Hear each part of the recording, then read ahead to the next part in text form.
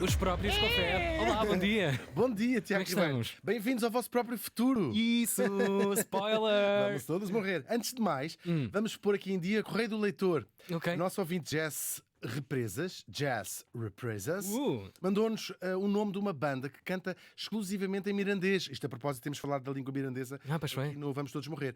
Chamam-se Galandum Galundaina. Podem procurar no YouTube, bem engraçado. Tem músicas exclusivamente em mirandês. Podia-lhes ter dado para pior. Claro. Para a droga, por exemplo, como a que Sim. está a acontecer aqui na nossa Grande regia. parte da equipa que vocês não ouvem. Não. Exatamente. Quem está por trás dos Exato, os microfones. bastidores da rádio. Muita droga se fuma na nossa regia. Por favor, dá-me a trilha. Ai, meu Deus.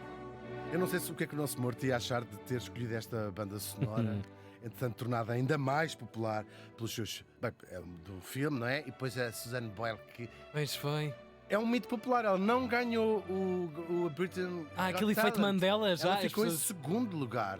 Que injusto. É verdade, A ela... história dela era incrível. Pois era, ela é a mais famosa Yeah. das participantes, mas ela fica em segundo lugar e teve um peripaque. Hoje temos que. Vou centrar-me no Claro, morto, claro. não vai ser. Olha o morto. breve.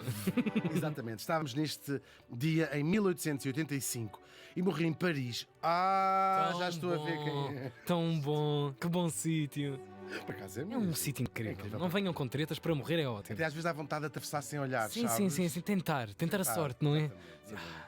No caso, não atravessou sem olhar aos 83 anos. E falamos do escritor francês e herói nacional em geral, Victor Hugo. Bravo!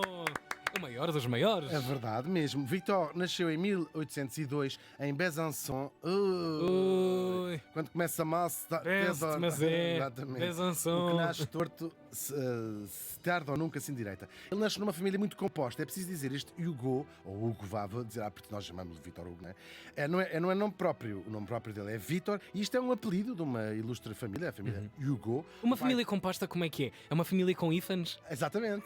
Às vezes até double or três barrels. Eles eram Hugo. O pai é um general famoso. Claro, ele nasce em 1802. Portanto, ele nasce já na esteira, a seguir à Revolução Francesa. Vai apanhar toda aquela coisa que nós falamos aqui, o Napoleão, a restauração dos Bourbons, depois a República Francesa. Enfim, ele vai ter um papel muito importante na política também. Mas vamos então, já sabemos que ele nasce muito bem, lá na família Hugo, com o jogo, não é? O menino vem de que família? Hugo. E depois, aos 10 anos, 10, 11 anos, ele começa a escrever poemas e vai deixar logo os adultos de queixo caído, às vezes até mesmo de cara à banda. Pode ficar assim, e pode ficar com a cara à anda, que é, ai, cara. Esse é um bocadinho mais para iniciar outras coisas. Exatamente. Passa logo uma chapadona. Sim. Mas eram chapadas psicológicas. 12 dos anos. Poemas. Aos 12 Uau. anos. Depois, aos 18, ele já era uma estrela no panorama literário francês. E dava o pontapé de saída. Eu aqui uso às vezes estas metáforas de futebol para, claro, vocês perceberem que eu estou Ter algum enquadramento, não é, na vossa vida. no romantismo. O que é o romantismo? É um movimento que vai surgir por volta do século XIX, que já explicámos aqui várias vezes. É o contraponto do racionalismo, não é? Que vinha do século XVIII. Portanto, é um movimento cheio de lirismo, de subjetividade, centrado no eu, não é? Na nossa essência, na imaginação, no gênio e também na natureza e no sublime que é a natureza. E, Tem só a ver com isto, estimado ouvinte. Estava a pensar, o romantismo não é dizer, querida, vou preparar o jantar hoje. Mas não é ajudar, entre aspas, em casa, nem ouvir a Whitney Houston. Isso. É um movimento É todo esse movimento. literário e com outras artes também. E depois, muito motivos nacionalistas e pegarem episódios da história, também tivemos cá em Portugal, temos falado disso. Agora, isto vai começar, nesta altura, começa uma grande parte da sua carreira, que é escrever teatro. Ele escrevia teatro em todo o lado, nas paredes, teatro, em casa, teatro. Era o tag teatro, dele. Teatro, Sim, era o tag dele. Toda a gente já sabia. Hashtag Sendo teatro. o Vitorzinho esteve aqui. Já esteve outra vez a escrever teatro. Passa os dias a escrever teatro. Brincamos, a escrever peças. A coisa vai dar escândalo logo na sua primeira. Aquela história das bengaladas e tudo. Discussões muito acesas, pancadaria. Exatamente, que uma altura muito vibrante também artisticamente. E os racionais, portanto, quem vinha da tradição clássica do século XVIII, odiava estes românticos e aquilo deu brado. E precisamente este burburinho à volta das suas primeiras peças é considerado o ponto de viragem na literatura francesa, ergo na literatura europeia, que também praticamente não havia outra. Um belo ponto de marketing também na sua própria história, não é? Claro, claro. Polaridade. Mas sempre muito polarizado. Sempre Sim, gente sim. que o seguia com uma paixão e gente que não gostava Que o da odiava. história dele. Sim, Claro. que o odiava e que fazia com que as coisas dele não fossem sucessos no teatro. Entretanto, 1829 sai o seu primeiro romance, Último Dia na Vida de um Condenado. O nome é o autor é muito explicativo e já muito cheio da consciência social que vai marcar o resto da sua obra. Eu adoro dizer o resto da sua obra. O resto da sua obra. Pois o empreiteiro, aquilo demora sempre um bocadinho mais, portanto a obra dele vai se estender durante anos. Sim, derrapou também o orçamento. Tal e qual. Essas coisas São todas. obras que vão durar praticamente até ao final da sua vida. Depois, 2 anos a seguir, 1831, sai o seu romance Notre-Dame de Paris, mais conhecido no mundo inteiro como O Corcunda de Notre-Dame. Uau. É a história passada no século XV, no dito lugar. É preciso dizer que foi um sucesso enorme em França e fora de França. E é isso que vai pôr este monumento, uma catedral em França, a mais importante catedral de Paris, que estava praticamente abandonada. Era lá uma coisa que lá estava. Nas bocas do mundo. Das bocas do mundo. Porque Incrível. começa a vir muito turista francês e até de fora para conhecer o sítio onde aquilo se tinha Claro. passado. Aliás, a história do Corcunda, que é apenas de 1831, está intimamente ligada à própria história da Notre-Dame, que é uma catedral com séculos e séculos e séculos. Anterior e a séculos de tudo história. isto, claro, sim, claro, claro. mais de 1000 anos.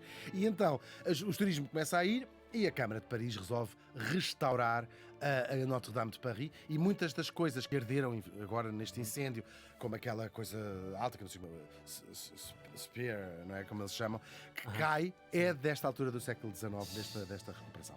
Agora, a carreira dele no teatro, como nós dizíamos, é sempre envolta em muitas polémicas, tem muitos sucessos, tem muitos fracassos, só que apesar disso tudo vai ser eleito para a Academia Francesa, a Académie Française, que é o quê? É uma instituição que é o cofre forte da língua francesa, que faz os dicionários e tudo mais. É o guardião da língua Uau. francesa. Isso é tão fascinante. É muito fascinante. Vamos falar um bocadinho até da Academia Francesa. Ela é fundada pelo Cardeal Richelieu, que nós já trouxemos aqui. Belo rapaz. O mau do D'Artagnan, exatamente. Fundada em 1635, está prestes a fazer Xiii. 400 anos, a Academia E Francesa. em Portugal ninguém escrevia. Não havia academias nenhumas. Havia academia, mas era para vocês emalhar no ferro, puxar Não, ferro. aquela academia. Academia. Vazar copos. Que horror. Que horror, cara. Agora, esta Academia Francesa tem sempre 40 membros, sempre, a cada momento histórico, Ok. 40 membros, são chamados os imortais da Academia Francesa, são eleitos por si próprios, ou seja, quando morre algum, eles juntam-se e elegem o 40º membro. Ao longo dos anos, 740 pessoas foram imortais. São muitos anos, não é? Com apenas 11 mulheres. Pois, eu ia buscar o olho a essa questão. Francesa. Claro. A primeira das quais, a nossa querida Marguerite Yourcenar, que foi eleita em 1980. Já fizeram parte 5 presidentes de França e até um presidente estrangeiro. O incrível poeta, que ainda não trouxemos aqui, mas havemos de trazer, o herói da independência do Senegal, Léopold Sédar Senghor, um enorme poeta e político muito, muito fascinante. E depois, gente como Voltaire, Montesquieu, o Alexandre Dumas pai e o Doutor Filho, e até o Louis Pasteur. Está aí o conhecimento ocidental, É- pelo menos está tudo aí. Tal e qual, sim. Concentrado, uma não é? A instituição nata. gigantesca a pertencer à Academia Francesa. E depois há gente que famosamente foi recusada e que inclui nomes tão famosos como os outros: o Rousseau, o Sartre, o Balzac, o Descartes, o Molière, o Proust ou o Júlio Verne. É quase uma medalha ter sido recusado. Claro. Pela Academia Francesa também. É as duas Sim, coisas. sim. Serve para os dois lados. É isso. A Academia Francesa. Como na vida. Pela frente e sais por trás. Hugo. O nosso morto teve também uma intensa vida política. Ele defendeu a liberdade de imprensa, lutou contra a pena de morte, mas, sobretudo, lutou contra o Napoleão III, que é o tipo que às tantas faz um golpe de Estado, claro, e acaba por se coroar imperador, tal como o seu tio o tinha feito. Portanto, ele é eleito Presidente da República e às tantas vai ser feito, transforma-se no imperador, chamado Segundo Império. E o que é que acontece? É o tipo que reconstrói Paris, é o tipo da modernidade, etc. Mas, politicamente, uma ditadura, e o Victor Hugo foi das principais vozes contra este homem. Uma oposição que vai fazer com que ele vá às tantas tenha de fugir de França. com medo de ser Cabeça a preso. prémio. Tal e qual. Ele vai se instalar numas ilhas do Canal da Mancha, Guernsey, na segunda maior, acho eu, e vai viver lá 15 anos ali em Inglaterra, para todos os efeitos, em Guernsey.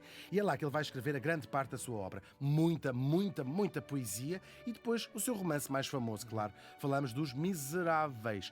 Uma história... Essa, que obra. Incrível. É verdade, é verdade. É a história das injustiças sociais, várias, tendo como cenário acontecimentos históricos reais. Eu acho que já toda a gente, se não leu, pelo menos viu no cinema ou no teatro, não é? A história do Jean Valjean.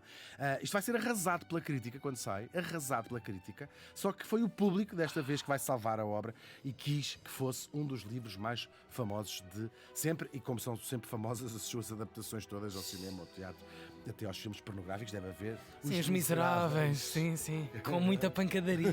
por uma... Agora, a vida do nosso morto também teve a sua boa dose de drama. Ele foi casado com uma senhora, Adèle Fouché, com quem ele teve os seus 4 filhos. Ele teve 5, mas há um que morre muito cedo. O casamento não correu bem e depois ele teve um affaire com uma atriz de uma das suas peças, Juliette Drouet, o nome mais conhecido na biografia dele. Porque affaire não é a palavra certa, eles acabam por ficar juntos durante mais de 50 anos. Ele tem tragédias. A filha mais velha, que tinha 19 anos, morreu afogada num acidente de barco, cai ao rio, ao Sena, e o marido, que tinham acabado de casar, atira-se para ir salvar e acaba por morrer ele também. Coitados, olha, não desejo esta sorte a ninguém. Não. Agora, nisto... Isso é a parte má de morrer em Paris. É terrível. É assim, depois também é muito em trágico. Há histórias... Olha, queimadas. Os filhos da Isadora Duncan, também contámos aqui essa história. O carro, Sim, estava dentro do carro, o carro destravou-se e caíram os dois ao Sena. Não aconselho, não se atirem ao Sena, por favor. Pelo menos não no próximo... Não é uma grande cena. Não é uma grande cena. Isto é uma cena lixada. Muito bem, Tiago. Agora, cai o Napoleão III, partiu os dentes todos, e o nosso Victor Hugo vai Regressa regressar à sua Paris. É verdade, e regressa em completa glória. É um herói nacional, é uma lenda. Glória, é uma lenda. Os franceses também, quando adoram, também Quando adoram. é para puxar para cima, claro. aquilo puxa um lustro. Claro, tem que puxar porque é bom. Ele volta em força à política também e nunca mais vai sair do centro da vida pública e cultural. Ao mesmo tempo que as tragédias pessoais continuam a bater à porta. Morre a mulher, morre a segunda mulher, se quiseres, os filhos quase todos, foi tudo à frente. Olha, coitadito. Até que, como acontece sempre, ele próprio também morreu. Ele deixou o desejo de ser enterrado num caixão muito simples, daqueles com que são enterradas as pessoas mais pobres. Era esse o seu desejo, uma coisa muito discreta. A França cumpriu o seu desejo, mas só mais ou menos. O caixão, de facto, era um caixão pobre, lá esteve. Lá foi para o Panteão, foi. Tal e qual, encamarar dentro debaixo do Arco do Triunfo e depois seguiu para o Pantheon, ou o Panteão, não é? Uma cerimónia que juntou 2 milhões de franceses, ou de pessoas. É o maior de sempre em França e um dos maiores do mundo. Claro que eu tive que espreitar esta lista, já sabem como é que eu sou. O maior de sempre em 1969, é um político indiano, não particularmente conhecido cá fora da Índia, com 15 milhões de pessoas a assistir. Depois seguem-se nesta lista 5 políticos do Irão, e vamos saltar porque isto são enterros onde as pessoas são obrigadas a ir. Pois, portanto, eu vou não saltar. conta. Não. É uma história assim. O primeiro não político é o 8º nesta lista, o Papa João Paulo II, que teve 44 milhões de pessoas a assistir. O 9º lugar é o nosso Victor Hugo. E por curiosidade, o 10º e o 11º, ambos com 3 milhões, são a Eva Perón e o brasileiro Ayrton Senna. É uma curiosidade só. Agora, fora de França, o Victor Hugo é sobretudo o autor dos Miseráveis. É verdade. Em França, vou dizer isto com algum exagero, é quase uma nota de rodapé na sua obra. Não é uma nota de rodapé, mas é pelo menos só uma breve parte da história. Tudo ele é um armazém de obras. É verdade. E se bem que nós hoje, na cultura francesa, já quase ninguém quer saber disso, fora de França, já ninguém fala francês, sei lá, vá. Eu acho que hoje em dia consumimos mais croissant do que livros do Guy de Maupassant, mais Sauvignon, que é uma casta, não é? Do poemas do Baudelaire, e mais Brie do que discos do Jorge Brassens. Enfim, acontece. Isolem este pedaço, que isto está tudo aqui. É verdade. Eu, por acaso, ainda sou muito, muito chegado por várias razões. Mas agora, quem ainda gosta e quem conhece bem a cultura francesa sabe que eles amam com orgulho os seus pintores, os seus escultores, os seus escritores, os seus músicos, os seus compositores e os seus filósofos. Amam mesmo, é verdade. De verdade mesmo. E depois eles têm um lugar muito especial para alguém que se eleva, de certa maneira, acima disso tudo. O chamado príncipe dos poetas e o expoente máximo da língua francesa. Esse alguém, claro, é o Victor Hugo, que morreu faz hoje 139 anos.